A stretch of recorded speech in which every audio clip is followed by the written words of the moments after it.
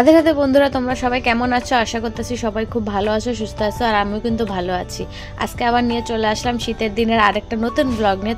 আশা করবো তোমরা সবাই আমার পাশে থাকবে, ভিডিওটা পুরোটা দেখবা। তো সকালটা শুরু হয় এই যে কুয়াশার মধ্যে দিয়ে। আজকে 2-3 দিন ধরে কোনো রৌদ্র নাই, পুরো কুয়াশা সকাল থেকে পুরো রাত্র অবধি। দিনের বেলা ঠান্ডাটা যেমন তেমন লাগে, রাত্রেবেলা ঠান্ডাটা কিন্তু অনেক বেশিটাই পরিমাণে লাগে। আর আমাদের ঘরের বউদের শীত ঠান্ডা গরম কিছু নেই, আমাদের 12 মাস একই রকম দিন থাকে, একই রকম রাত্র থাকে, আর একই রকম তাপমাত্রা থাকে। তো যতই শীত পড়ুক আর যতই গরম পড়ুক, আমাদের কাজগুলি একই রকমভাবে করেই যেতে হবে। তো এই যে সকালবেলার আশিপাশি যা কাজ ছিল সবই সাইরা ফেললাম। আর এখন এই যে বাইরের কাজগুলি সাইরা, ঘরের কাজটা সাইরা তারপরে চলে যাবো একদম সোজা রান্নাঘরে, যেটা প্রতিদিনকার কাজ হয় আমার। আর রাত্রেবেলা শোয়ার সময় চিন্তা ভাবনা করে রাখি যে সকালবেলা কি রান্না করব, কারণ রান্নাটা হয়েছে দিনের সবচেয়ে বড় আর কঠিন কাজ বলতে পারো, আর সবচেয়ে টেনশনেরও কাজ। কারণ রান্নার পরে তুমি যেই কাজগুলি করবা সেগুলি আস্তে ধীরে ওই নিজের মতো করে করা যায়, কিন্তু রান্নাটা তো সবার জন্য করতে হয়। তার জন্য একটু তাড়াতাড়ি মানে যত তাড়াতাড়ি তাদেরকে খাওয়ায় দেওয়া শান্তি করা যায়, কারণ পেট শান্তি তো সব শান্তি হয়। আর আমাদের চাষির ঘরে কিন্তু সকালবেলায় খাবার দাবার লাগে। খাবার দাবার বলতে আজে বাজে খাবার না, আমাদের ঘরে সকালবেলা হইলেই ভাত লাগবে। চাষিদের ঘরে যারা মানে চাষি আসো তারা বেশ ভালো করে জানো, তারা যতই সকালবেলা রুটি খাক, এইটা খাক সেটা খাক, তাদের পেটে ভাত না পড়লে তাদের শান্তি নেই। তো আমাদের ঘরেও সেই একই অবস্থা। যেদিন আমি ধরো সকালবেলা রুটিও বানালাম একটু শখের বিষয়, তাহলে দুপুর 12টা বাজতে না বাজতে দুপুরের খাবার লাগা যায়। আর সকালের খাবার খায় অনেক কাজ থাকে, সেগুলি কাজ করে চান দান করে পূজা টুজা দিয়ে রান্না করতে গেলে সেই কিন্তু 1টা 2টা তো বাইজা যায়। তো সেই কারণে আর আমি সকালে আর ঝামেলা করি না অন্য কিছু, সকালবেলায় একবারে ভাতটা রান্না করে দেয়, তাতে দুপুরেও হয়ে যায়। আর এখন তো শীতের দিন, সকালে খাইলে মানে সকালে 11টা 12টা বাজে যাক সকালে খাবারটা খাইতে খাইতে। আর সেই দুপুরের খাবারটা কেউ খায় কেউ খায় না, ওই রাত্রেবেলার খাবারটা হয়ে যায়। রাত্রেবেলায় 2-1টা রুটি করলে করি, না নাইলে না, ওই একই খাবারে হয়ে যায়। যেহেতু আমার ছোট একটা ছেলে আছে, তো বেশি ঝামেলার থেকে দূরে থাকাই এখন অনেক ভালো হবে। এখন শখ আহ্লাদ এগুলি পূরণ করার একদমই সময় নাই, আর শখগুলো পূরণ করার মানে সময় যেটা ছিল সেই সময় আর শখ পূরণ করতে পারে না, তো এখন আর শখের কোনো কথাই ওঠে না। তো সে যাই হোক, সকালবেলা এই যে তোড়ঝোড় করে রান্নার দিকে চলে আসলাম। সকালে যে আশিপাশি কাজ ছিল সেগুলো তো সারলামই। আর এখানে আমার শাশুড়ি মা দেখলো যে সকালবেলা আমি অনেক কাজ করতেছি, তো সেই কারণে উনি মাঠে একটু দেরি করে যাবে, যেহেতু সকালবেলা অনেক কুয়াশা ছিল। তো এখন উনি আমাকে মাছটা কাইটা দিবে, দিয়া ওই নাতিপুতির সাথে একটু খেলা করবে, তারপরে চলে যাবে মাঠে। সারাদিনে এইটুকুনি সময় হয় যে এই সময়টা আমার শাশুড়ি মা আমার ছেলেকে মেয়েকে নিয়ে একটু খেলা করে, নাইলে সারাদিন আমার বাচ্চা দুটো একা একাই থাকে। আর আমার বাড়ির কাজ সমস্ত কাজই কিন্তু আমাকে একা করতে হয়। সকালবেলা যতক্ষণ আমার শাশুড়ি মা বাড়ি থাকে ততক্ষণ উনি যেইটুকুনি কাজ পারে সেইটুকুনি করে দিয়ে যায়, ওনার যেইটুকুনি সম্ভব হয়। বাপু বলে লাভ নেই, কাজের এমনই চাপ থাকে, বা বলতে পারো সংসারের অভাবে নাতিপুতি শখ আহ্লাদ কিছুই পূরণ করা হয় না, নাতিপুতিকেও সময় দিতে পারে না তারা।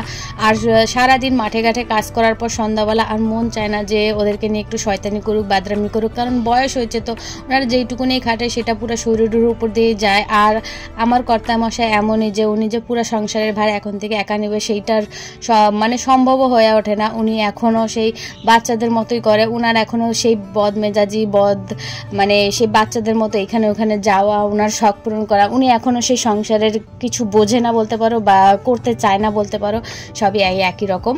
আসলে কি বলেন তো, উনি এখন ওনার বাবা মা আছে, ওনার ঘরে অতটা চাপ দিতে চায় না। বাবা মা এইরকমই যে যতদিন আমি বাচ্চা আছি, যত সমস্যা যত বিপদ আপদ আমার উপর দিয়ে যাক, আমার সন্তানরা যেন ভালো থাকে। তো সেই কারণে আমার বর একাই, উনি 3 বোনের 1 ভাই, তো সেই কারণে একটু বাদরামি করে আর কি মাঝে মধ্যে।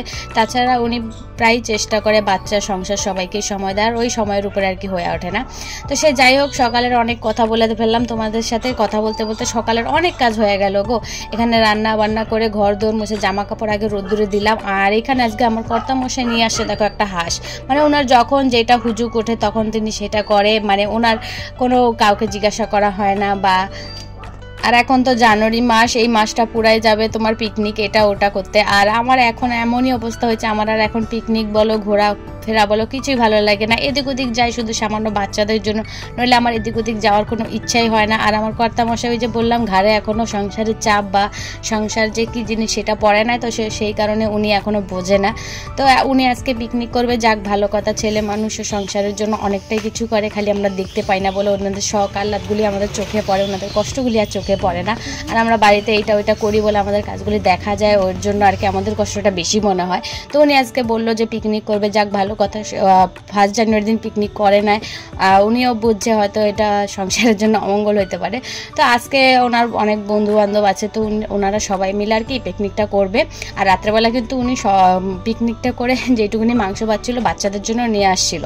তো এখন উনি যাবে বাজারে, আর আজকে উনি তাড়াতাড়ি চলে আসবে, তো সেই কারণে তাড়াতাড়ি যাইতেছে। আর আমি ওনাকে সব সবজি ভাবজি গুটাই দিলাম। আর তোমরা সবাই তো জানো যে আমার কর্তামশাই এখন বাজারে এই সবজি বসে বসে বিক্রি করে। চাষিদের আর কি যেটা হয়, যখন যেই সবজিগুলির দাম থাকে না সেটা বসে বসে বিক্রি করতে হয়, কারণ দু এক সময় এমন হয় পাইকারিরা তোমার নিতে চায় না, সেই সবজিটা তোমার ফেলে দিতে হয় বা ফেলার থেকেও জঘন্য হয়ে যায়। সবাই মনে করে যে চাষিদের অনেক টাকা, চাষিদের অনেক ইনকাম, কিন্তু খাটনিটা কেউ দেখতে পায় না। তো সে যাই হোক, কর্তামশাইকে যে পাঠাই দিলাম বাজারে, এখন চলে আসলাম বাড়িতে বাচ্চাদের সাথে খেলাধুলা করতে। আর আমার ননদকে এই যে কড়াই আনতে দিয়েছিলাম, সংসারের এই প্রথম একটা জিনিস যেটা মানে আমি আমার টাকায় আনাইছি। তো এটা সংসারের প্রথম জিনিস যেটা আমি আনাইছি ঘরের। হ্যাঁ, আরও অনেক জিনিস আছে, সেটা সবার মতামতে আনা হয়েছে, কিন্তু এটা আমার নিজের ইচ্ছায় আনা হয়েছে এই কড়াইটা। আমাদের ঘরে অনেক ছোটো মোটো অনুষ্ঠান হয়, কিন্তু জিনিসের অভাবে করতে পারি না, বা বলতে পারো লোকের বাড়ি থেকে আয়না করতে হয়। তো সেই কারণে এই কড়াইটা আনা হয়েছে। আর এখন এটা দেখে আমার ছেলেও কিন্তু অনেকটাই খুশি হয়ে গেছে। আর নিজের উপার্জনের টাকা দিয়ে সংসারে যদি কিছু জিনিস আনা হয় সেটার কিন্তু আনন্দই অন্যরকম হয়। তো আজকে আমি অনেক খুশি হইলাম যে নিজের উপার্জনের টাকা দিয়ে যে একটা জিনিস আনলাম সংসারের জন্য, তো অনেক খুশি হইলাম। আর আমাদের বাড়ির লোকও কিন্তু অনেকটাই খুশি হইলো। তো যাই হোক, সন্ধ্যাবেলা এই যে সন্ধ্যাবাতি দিয়ে টিয়ে বাচ্চাদেরকে পড়াটোরা, এখন এই যে সন্ধ্যার সময় একটু এটা সেটা খাইতে ইচ্ছা করে, তো নিয়ে আসলাম সিঙ্গারা। আর রাত্রেবেলা কর্তামশাই নিয়ে আসলো বাজার, এখানে পেঁয়াজ আছে, বেগুন আছে, গাজর আছে, ফুলকপি আছে, আর ছিল মাংস। আর মাংসটা আজকে আর রানবো না, আজকে সময় নাই এখানে। আজকে এখন প্রায় 7টার মতো বাজে গেছে। তো আজকে কর্তামশাই পিকনিক করতে যাবে যেই কারণে, তো তার জন্যই মাংস রান্না দেওয়া, যাতে উনি ওইখানে পিকনিক করে, এখানে আমরা ভালো মন্দ রান্না করে খাই। আমার বাপের বাড়িতে সপ্তাহে 2 দিন কি 3 দিন হাট বসে। আর তখন যখন বাবা বাজার থেকে আসতো তখন দৌড়াই গিয়ে দেখতাম যে বাবা কি আনছে। আর বাবা প্রত্যেক বাজারে হাটে গেলে আর কি, আমাদের এখানে বাজারকে হাট বলা হয়, তো হাটে গেলে কিছু না কিছু খাবার আনতো, যাতে ওনার পকেটে টাকা থাকে কি না থাকে সেটা উনি দেখে না, কিন্তু আমাদের 2 বোনের জন্য খাবার আনতো। তো ওই দিনগুলি খুবই মিস করি।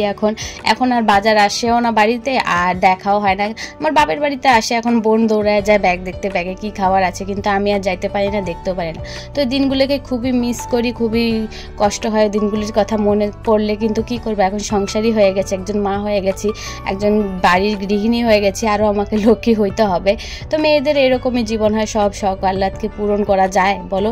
সব সময় নিজের শখ আহ্লাদকে মানে বিসর্জন দিয়ে সেটাকেই বলা হয় সংসার। তো যাই হোক বন্ধুরা, ভিডিওটা এখানে সমাপ্ত করে, আশা করি তোমাদের ভালো লাগবে।